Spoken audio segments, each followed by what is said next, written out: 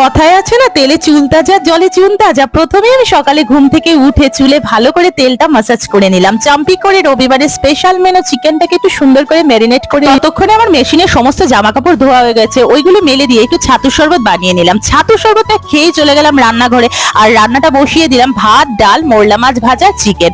স্নান দান সেরে লাঞ্চটা কমপ্লিট করে একটা টানা ঘুম দেওয়ার পরে বিকেলবেলা দিদিভাইরা চলে আসলো। আর আসার সময় তো কত বড় বড় বেগুনি নিয়ে আসলো। চায়ের আড্ডার সাথে তো পুরো জমে গেল। আর আমি এইদিকে চানাগুলো ভিজিয়ে রেখেছিলাম, কারণ আজ ডিনারে হবে লুচি আর চিকেন কিমা দিয়ে চানা মশলা। আমি এদিকে চানা মশলাটা তো বানিয়ে নিলাম, দিদিভাই এইদিকে ময়দা মেখে বেলে দিচ্ছিল, আর আমি ফটাফট করে লুচিগুলো ভেজে নিলাম। আর লুচি ভাজার সময় না খুব ভয়ে ভয়ে থাকি যে লুচিগুলো ফুলবে কিনা, কিন্তু প্রত্যেকটা লুচি খুব সুন্দরভাবে ফুলেছিল। এই দেখো কত সুন্দর করে লুচিগুলো ফুলে গেছিল। তারপর তো দিদিভাইরা ডিনারে বসে পড়লো। তারপর সেকেন্ড রাউন্ডের লুচি ভেজে আমি আর বাবা ডিনার করতে বসে পড়লাম। এভাবেই কেটে গেল আজকের দিনটা। ভালো লাগলে সাবস্ক্রাইব। দেখা হচ্ছে নেক্সট নিউ ব্লগে।